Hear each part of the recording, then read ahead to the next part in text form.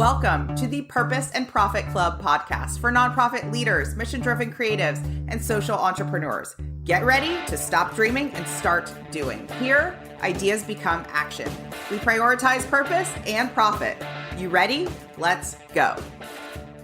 Hey, Purpose and Profit Clubbers. I am excited to just say hi and welcome. Happy New Year. Welcome you back to the podcast for a solo episode, and I want to talk about things that atrophy today. So we'll get into that. But first, I want to share a couple of things as I've been doing some business planning this year and just kind of like, it's like the refresh that comes with a new year. So last year, I think I shared a few times, my word of the year was strong. So that looked like physically strong and mentally strong. So it looked like weightlifting. It looked like just building more muscles of resilience mentally. And that word really carried me through the entire year. And this year, my word came to me almost like just dropped in really, really quickly. So my 2024 word of the year is shine. Shine, shine, shine. So for me, the word shine is like a willingness to really, really be seen, step into the spotlight and shine. Like whether that's a sparkly shine or whether that's just a light shining kind of on me shine. And I see that many of the organizations that I work with may also want to adopt this word or a version of this word and really step into their own spotlight, like really step in and not a little, not sometimes, not a toe in, but like really stepping into it. So that's my word of the year, and I wanted to share it with you today. I have been working on some really exciting things here at Splendid, and let's see, coming soon-ish, we'll just say in the next month-ish, this spring, will be a brand new high-touch group coaching program I'm calling the Purpose and Profit Club, just like the podcast. And I just can't wait for it. I've been dreaming about this for a year, and it's going to be more accountability, more traction, and more momentum than you've ever had with me. So it will be coaching and mentorship, and it will also be strategy and consulting.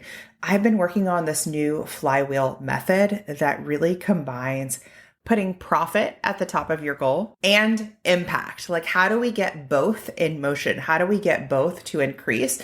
I'm really, really excited for the group of change makers that are going to join to really put those two things first, right? And not have those be afterthoughts and, the minutia of the day being all this other stuff that isn't money making, we think it is, but isn't, that isn't visibility making, right? Really stepping into that spotlight. Okay, so those two things being said, let's talk about things that atrophy. And this idea for this topic came to me in a couple of different ways. Last year, I was speaking to a group of female founders, and we all collectively left just like amped up. We were all like, I could feel it in the room. I had a bit of a presentation, and then we launched into a Q&A, and then it just like everybody just, I could feel the buzz of like, yeah, let's go. And the ED that brought me in to speak to this cohort of founders said during the Q&A, he said, we were talking about, again, kind of this theme, again, here it is, putting yourself out there, really making the daring ask, whether you're pitching, whether you're prospecting, whether you're doing any sort of outreach, like it doesn't matter, just putting yourself out there.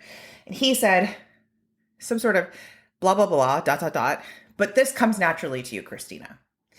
And he said it like it was the fact. He said it like, right, the sky is blue. This comes naturally to you. So for people who this doesn't come naturally to, what can they do? Or how should they? And I was just like, I was pretty mystified. It really has stayed with me. I'm sure he barely remembers saying it, if at all. And it really stayed with me because this doesn't come naturally to me.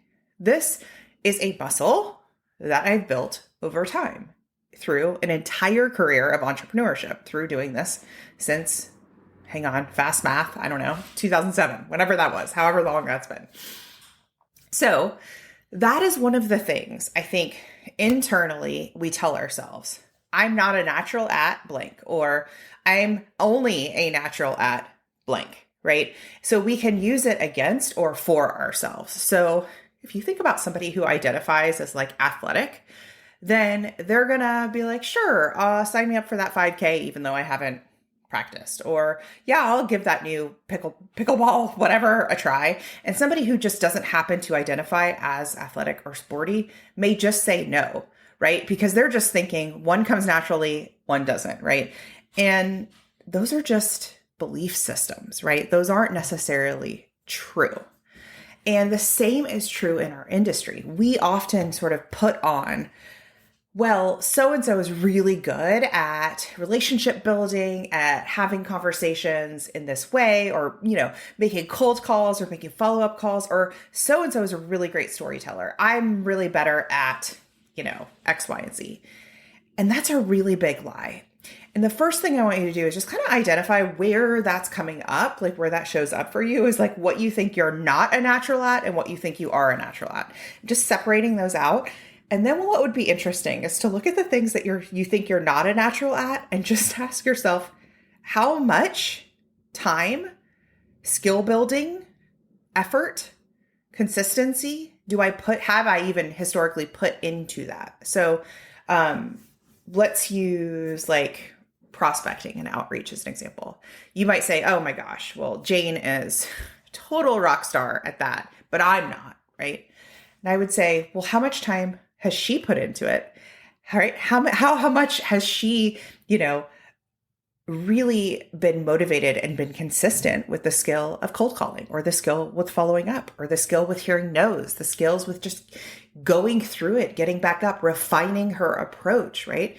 And how much of you have or have not? And if you're like, nope, I've tried it, Christina, and I'm still not good at it. Okay. Well, what kind of support or accountability have you had to get better at it? So that's kind of interesting, right? It's something that you can be consistent in, but you still think you're not great at, right? Okay, well, what kind of support have you had along the way? And that is part of the Purpose and Profit Club program that is coming out soon. That is part of that, is like accountability and support, you guys, is everything, okay? Okay.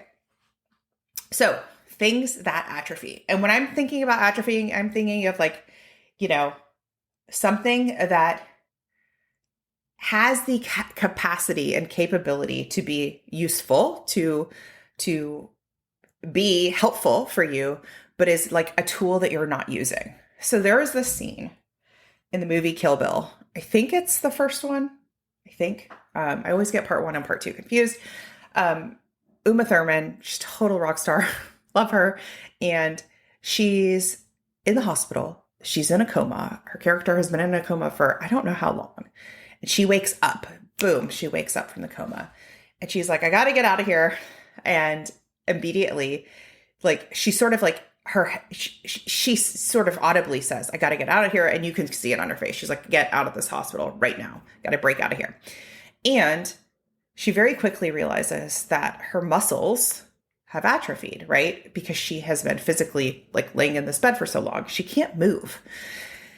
And she ends up getting out of the hospital by using her hands and getting into this wheelchair and kind of wheeling herself to a car. She steals a car and she gets in the car. She sort of drags herself up into the car, into the back seat, I think. She's like laying in the back seat. She's talking to herself and she's like, move your big toe. She's just focusing on the like tiniest movement on the bottom of her, foot. And she's like, okay. And it has atrophied, right? Just from not moving it. She was once able to move it. In this movie, she hasn't been in any accident that would prevent her from moving it. It's just from lack of use, right? So she's just hyper focusing. And she's like audibly saying out loud, she's like, move your big toe, move your big toe. And then slowly through the scene, she like moves her big toe and she gets her muscles working. Okay.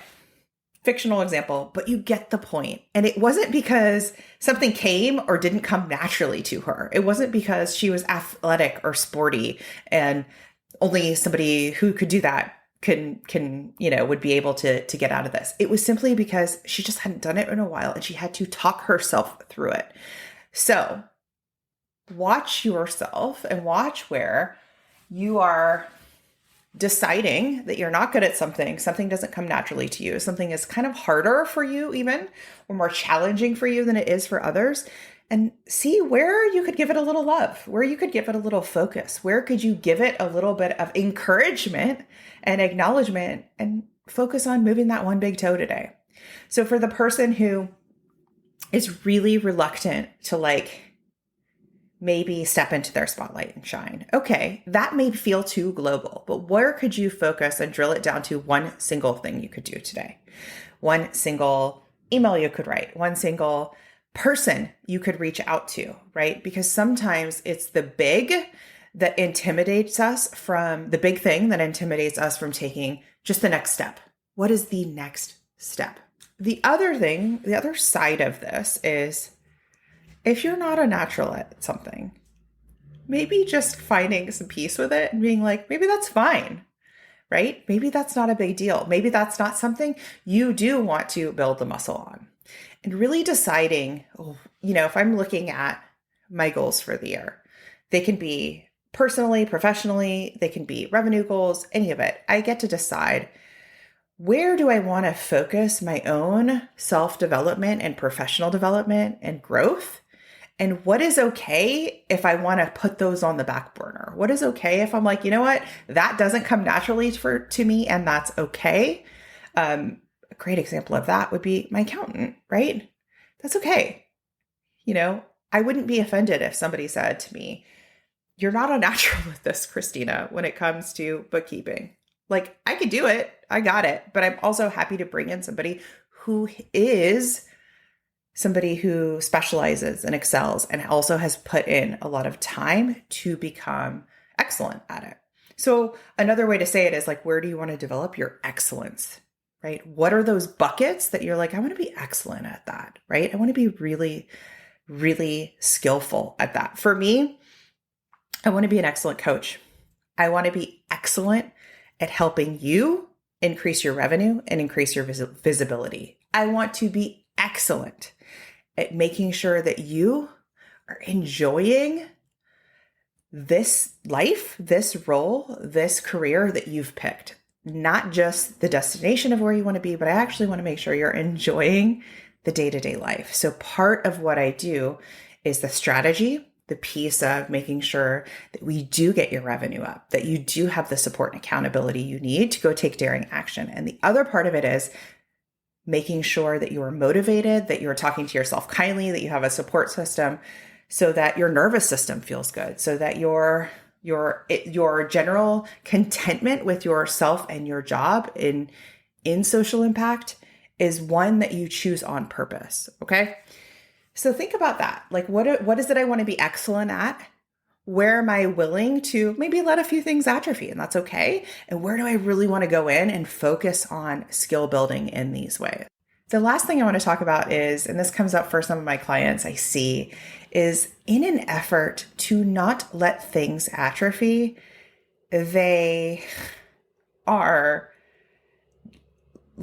doing a lot of tiny actions all over the place. Like, it's a lot of tiny scattered actions everywhere. So, for example, I'm picturing in my hand like a bunch of glitter, and you just release it out into the air. It's like the glitter kind of goes everywhere. There's not an intention of where I want the glitter to land or fall or go or who it's for.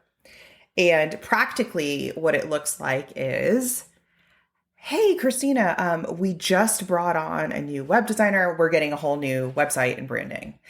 Hey, Christina, what do you think about Facebook ads? I think we need to start running Facebook ads for our organization. Christina, do you have anyone that's doing the Google ad grant? We need better SEO. That's what it is. Gosh, our email list. Okay. I think we need to stop emailing so much. And instead, I think we're going to really hit the gas on social and, paid ads. Okay. So, and I think we need to do an event. Was that as overwhelming for you to hear as it was for me to say? Because I don't think we realize we're doing this. I think that it's often the best intention, and really it's falling under the umbrella of marketing. And the goal there is, of course, increased revenue, with everything I just said. But really, the idea is all of these different strategies that are, trendy, all of these different strategies that are working for this other organization or this other organization, we should be doing that. And I don't want to be left behind. And I don't, and it has this frenetic energy to it, right? Instead of saying, is this the right time to invest in Facebook ads? Do we have the budget to invest in Google ads? Why are we rebuilding our website? Why are we coming up with new branding, right? Really looking at that from a strategic viewpoint and from a profitable viewpoint versus I just want to be seen. I just want to be out there and I want to make sure that we're doing, air quotes, everything we can to stand out, right? And sometimes the thought that you need to do everything you can to stand out will leave you feeling very frazzled and will leave you standing on your front door, just throwing glitter out into the world, hoping it lands on a prospect or a donor or supporter, instead of being laser focused on where your audience is, what your audience responds to, and making sure they are converting in an optimal way. So, making a donation, signing up to be a recurring donor, supporting your organization, becoming a member, right? Really being very, very clear and targeted in that way. And then building that skill set, right? Really going deep and focused in that skill set to make that happen versus, and like targeting that big toe to make it move, right? Versus boom, throwing glitter out into the world and then coming back to me saying it didn't work. So homework today. Take some time and look at like what you think you're a natural at, what you think you're not, where you think you might be just kind of jumping. This might be called strategy hopping in your world, and where you would really like to settle in your strategy this year, what makes sense. And if you don't know, book a call with me and we can talk out where I would focus for smart growth. Make sure you click the link in the show notes. We have an upcoming live training happening in February, and I want to see your name in the chat. If you haven't already, take a moment to rate and review the podcast. It helps this podcast show up and help more change makers like you. I'm cheering you on, and I'll see you next time. If you ask me, everyone should have a coach, especially you. I want to invite you to schedule a free discovery call with me. Go to splendidatl.com/contact. You'll see my calendar there. Book a call with me. You'll learn about my smart growth method where we can grow your business or organization sustainably with ease and massive impact.